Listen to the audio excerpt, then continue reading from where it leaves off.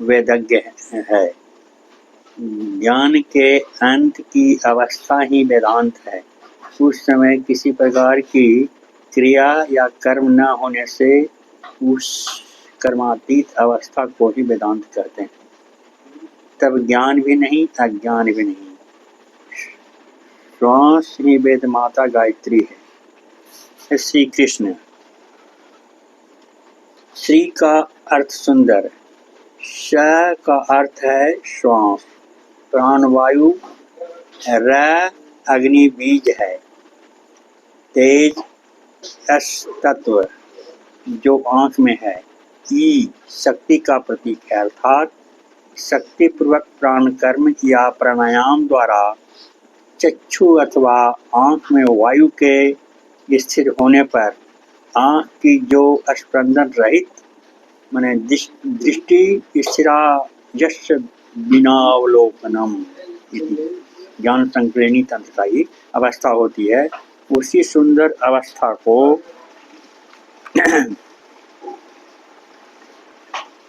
का नाम श्री है। कृष्ण में कृष्ण धातु का अर्थ है कर्षण करना, न निवृत्तिवाचक है, अर्थात इस देह रूप क्षेत्र का प्राण कर्म द्वारा कर्षण करते करते जो स्पंदन रहित निवृत्ति रूप शाश्वत स्थिरत्व पद प्राप्त होता है, वही श्री कृष्ण है। वह श्री कृष्ण अविनाशी है, सभी देहों में वर्तमान है।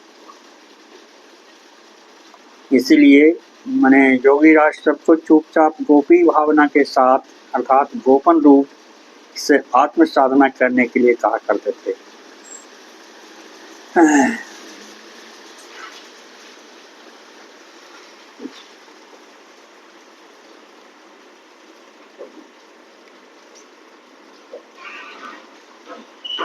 श्वास खींचने छोड़ने की निवृत्ति अवस्था जो स्वतः होती रहती है, वही स्थिर प्राण रूप जीवन कृष्ण है। जो एकांत या गोपन में साधना करते हैं उन्हें ही गोपी कहते हैं। गोपी शब्द का अर्थ भी वही है।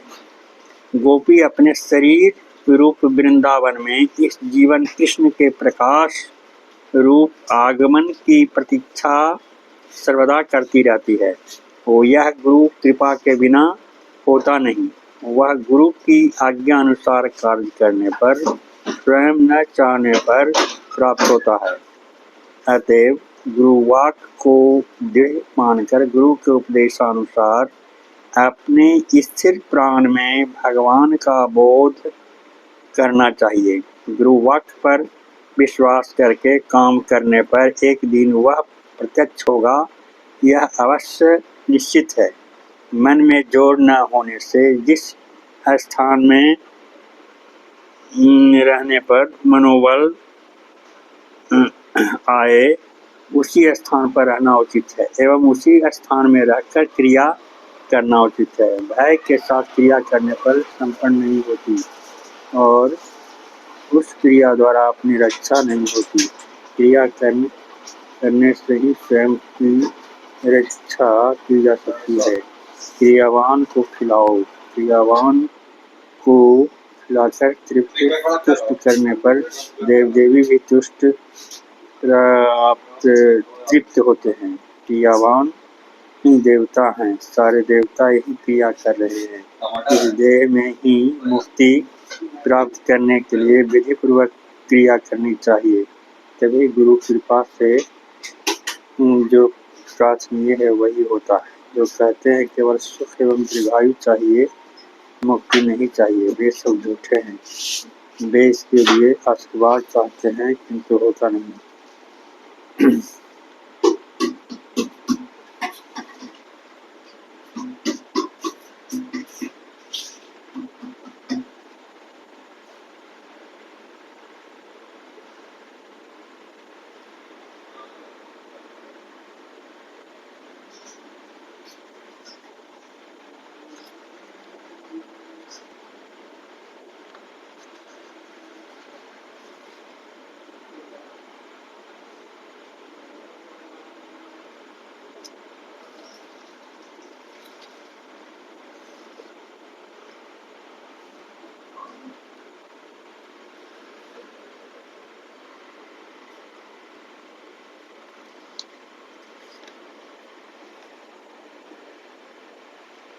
ईश्वर सर्वभूतानां हृदयदेशे अर्जुन तिष्ठति। गीता 18:61 अध्याय का है। समस्त भूतों या पदार्थों में वे है, किंतु हृदय प्रदेश में अधिक से अधिक उनका अवस्थान है। उस हृदय के भीतर डूबने की चर्चा राम प्रसाद ने भी की है। डूब दे मन काली बले, हृदय रत्ना करे अगाध जले। अर्थात रे मन, काली का नाम लेकर डुबकी लगा। हृदय सिंधु के अथाह जल में हृदय के भीतर डूबने पर ही वह प्राप्त होगा, बाहर नहीं।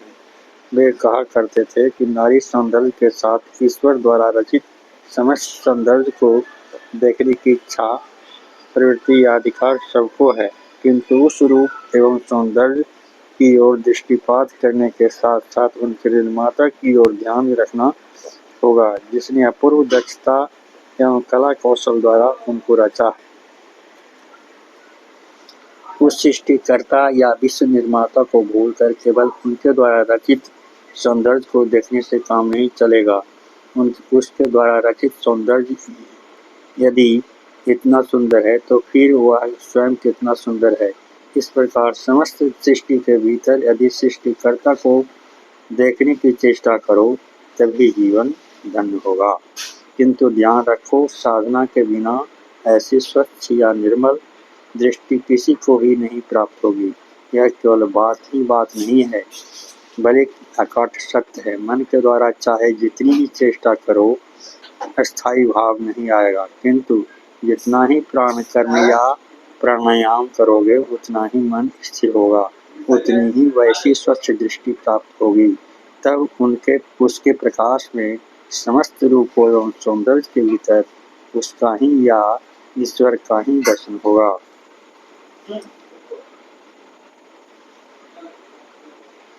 ब्रह्मज्ञ पुरुषों या ब्रह्मवेताओं के लिए वाह्य पूजा की आवश्यकता नहीं पड़ती। योगीराज स्वयं भी कभी वाह्य पूजा नहीं करते थे। इसके संबंध में शास्त्र का कथन है, उत्तमो ब्रह्म सद्भावो ध्यान भावास्तु मध्यम, स्तुति जब अधमो भावो वही पूजा अधम। महानिर्वाण तंत्र का ये बात है। अर्थात ब्रह्म में अवस्थित उत्तम है, ध्यान मध्यम है, स्तुति एवं जप अधम भाव है, एवं वारी पूजा या स्थूल पूजा अति अधम है। किंतु उन्होंने कभी भी साकार या सघन उपासना के प्रति उन्मुख किसी को भी निषेधात्मक आदेश या परामर्श नहीं दिया, बल्कि वे इतना तक कहते थे कि साधारण लोगों के पक्ष में साकार पूजा या स्थूल पूजा प्रयोजनीय है, उसे अवश्य करना चाहिए। साकार पूजा करते करते ईश्वर के प्रति भक्ति और श्रद्धा का विकास होता है, और समय पर जब वह आत्म साधना में परिवर्तित हो जाएगी तब वाह्य पूजा न भी की जाए तो कोई अंतर नहीं पड़ेगा। समस्त प्रतिमाएं ही प्राण रूपी ईश्वर का प्रतीक है। ऋषियों ने ध्यान के माध्यम से जिन सब रूपों का दर्शन किया है, उन सभी रूपों को प्रतिमा के रूप में स्थापित करके सर्वसाधारण को उसके प्रति श्रद्धा, निष्ठा एवं आकर्षण पूर्वक पूजा करने का निर्देश दिया है। सामान्य लोगों को कर्म की जानकारी नहीं है, इसलिए वे अपनी अंतर्दृष्टि के द्वारा उन रूपों का दर्शन नहीं प्राप्त कर सकते। प्रतीयमान जो कुछ भी है उसके दो छोर या दिशाएं हैं, जो बहिरंग और अंतरंग के रूप में विभाजित है। साधना के क्षेत्र में ही दो दिशाएं हैं, मूर्ति पूजा, तीर्थाटन, व्रत, उपवास, गंगा स्नान, जप, संकीर्तन, स्तुति, अतिथि सेवा, दरिद्र सेवा, साधु सेवा इत्यादि साधना के बहिरंग हैं या बाहरी अंग हैं। एकमात्र आत्मकर्म ही अंतरंग या अभ्यंतर साधना है। नौकरी के क्षेत्र में जिस प्रकार उन्नति का क्रम या लक्ष्य है, वैसे ही जीव की भी उन्नति का क्रम या लक्ष्य है। दयालु एवं मानव प्रेमी सहृदय ऋषियों ने बहिरंग साधना का प्रचलन इसलिए किया है कि सभी मनुष्यों में अंतर्लक्ष्य या अंतरंग साधना की स्पृहा नहीं है। सभी लोग ईश्वर को प्राप्त करना नहीं चाहते, वे ईश्वर के ऐश्वर्य को ही पाने से ही खुश होते हैं, ऐश्वर्य को ईश्वर समझते हैं। इस प्रकार के लोगों की संख्या अधिक है। इन लोगों के लिए इन ऋषियों ने बहिरंग साधना की मान्यता दी थी और उसका प्रचार किया था। इस प्रकार की बहिरंग साधना करते करते जन्मांतर में के द्वारा जीव शुद्ध होगा और साधना की अंतरंगता की ओर ध्यान देगा। तभी वह अंतरंग साधना में निरत होने की योग्यता प्राप्त करेगा और अंतरंग या अभ्यंतर साधना द्वारा आत्मराज की स्थापना कर सकेगा।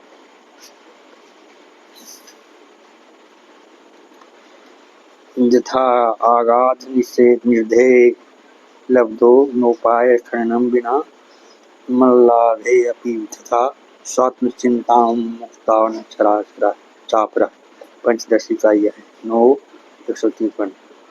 तथा जिस प्रकार अगाध रत्नों की खान दृष्टिगोचर होने पर भी उनकी प्राप्ति के लिए उत्खनन के अतिरिक्त और कोई उपाय नहीं है, उसी प्रकार आत्मचिंता अथवा आत्मकर्म के बिना मुझे आत्मा को देखने या प्राप्त करने का और कोई विकल्प या उपाय नहीं है। बहिरंग साधना में अभिक्रम या प्रारंभ अथवा स्थानच्युति का दोष है, किंतु अंतरंग साधना में कोई अभिक्रम नहीं है।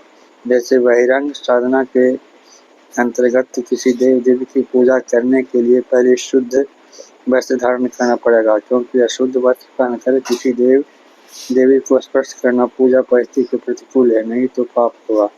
विशुद्ध गाय के घी के बिना होम करने की विधि नहीं है, करने से पाप होगा।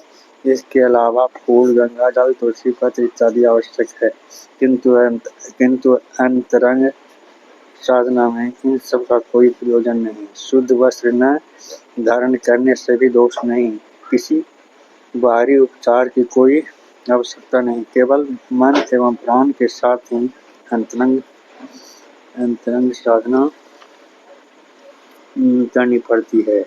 ये दोनों वस्तुएं सबके पास है, इसीलिए प्राण कर्म अथवा प्राणायाम ही अंतरंग साधना का प्रधान वैशिष्ट्य है। भगवान श्री कृष्ण ने कहा है, नेहाभिक्रम नाशो अस्ति प्रत्यावायो न विद्यते, गीता 2:40। अर्थात इस निष्काम कर्मयोग प्राण कर्म में अभिक्रम अथवा प्रारंभ की विफलता नहीं है और न तो कोई प्रत्यावाय या विघ्न, बाधा या पाप है। तात्पर्य यह कि निष्काम कर्मयोग या प्राण कर्म का कोई अभिक्रम दोष नहीं है, क्योंकि निष्काम कर्म होने के कारण इसमें कोई कामना नहीं है, यह स्वतः ही जारी है, यह स्वयं चल रहा है, इसका कोई नव या नया आरंभ नहीं है, यह सहज है और जन्म के साथ प्राप्त है। गंगा स्नान बहिरंग साधना के अंतर्गत है। श्रेणी के उच्च नीच जन सामान्य गंगा स्नान कर सकते हैं, इसमें कोई बाधा विघ्न नहीं। ये स्रोतस्विनी गंगा में स्नान करने से यथा स्वास्थ्य में भी जो उन्नति होने वाली होगी वह सबके लिए समान है और होगी ही। किंतु यदि कोई गंगा स्तोत्र का पाठ करते हुए भक्तिपूर्वक गंगा स्नान करता है तो उसके स्वास्थ्य के विकास या उन्नति के साथ उसकी भक्ति में भी उत्कर्ष की वृद्धि होगी। यह उसका अतिरिक्त लाभ होगा, इससे अधिक और कुछ नहीं होगा। यदि कोई गंगा की अधिष्ठात्री देवी का दर्शन करना चाहे तो वह ध्यान द्वारा प्राप्त होगा, किंतु यदि कोई मनुष्य जीवन को सफल करने के उद्देश्य से कृतकृत अथवा कृतार्थ होना चाहता है तो उसे अपनी देह के भीतर स्थित त्रिवेणी में अवश्य स्नान करना होगा। प्रत्येक मनुष्य के शरीर में या पिंगला और सुषुम्ना नाम की 3 मुख्य नाड़ियां हैं, जो ज्ञान संकीर्णन तंत्र के मतानुसार क्रमशः गंगा, इड़ा, जमुना, पिंगला, सरस्वती, सुषुम्ना नाम से परिचित है। इड़ा गंगा, भगवती गंगा, इड़ा भगवती गंगा, पिंगला जमुना नदी, इड़ा पिंगला यो मध्ये सुषुम्ना च सरस्वती, त्रिवेणी संगमो यत्र तीर्थराज स उच्यते तत्र स्नानं प्रकुर्वीतः सर्वपापविमोचते। ज्ञान संकीर्णन तंत्र का ये बात है, 12वां अध्याय का। अर्थात इड़ा गंगा, पिंगला, जमुना और इड़ा पिंगला के साथ मध्य में सुषुम्ना नाड़ी ही सरस्वती नदी है। आज्ञा चक्र में इन 3 नाड़ियों के संगम स्थल को ही तीर्थराज त्रिवेणी प्रयाग कहते हैं। यदि कोई उस आज्ञा चक्र में स्थित तीर्थराज प्रयाग में स्नान कर सके, अर्थात वहाँ सहस्त्रसार से क्षरित या निर्झरित अमृत की सहस्त्रधारा में डूब सके, तभी वह समस्त पापों से मुक्त हो सकता है अथवा मुक्त हो जाता है। किंतु वहाँ स्नान कैसे किया जाएगा, उसकी प्रक्रिया के संबंध में तंत्र की भाषा में उसका विवरण इस प्रकार है। मनः स्थिरम यश्च विनावलोलंबनम, वायु स्थिरा यश्च विनावरोधनम, दृष्टि स्थिरो यश्च विनावलोकनम, सा एव मुद्रा विचरन्ति केसरी। ज्ञान संक्रमित तंत्र का यह अर्थात बिना अवलंबन के मन को स्थिर करके, अवरोध या निरोध के बिना श्वास प्रश्वास को स्थिर करके और अवलंबन के बिना अर्थात मन या कल्पना द्वारा कुछ न देखकर कुटस्थ में दृष्टि को स्थिर करके उस तीर्थराज में स्नान करना पड़ता है और उसे ही खेचरी मुद्रा में अवस्थित की संज्ञा दी गई है।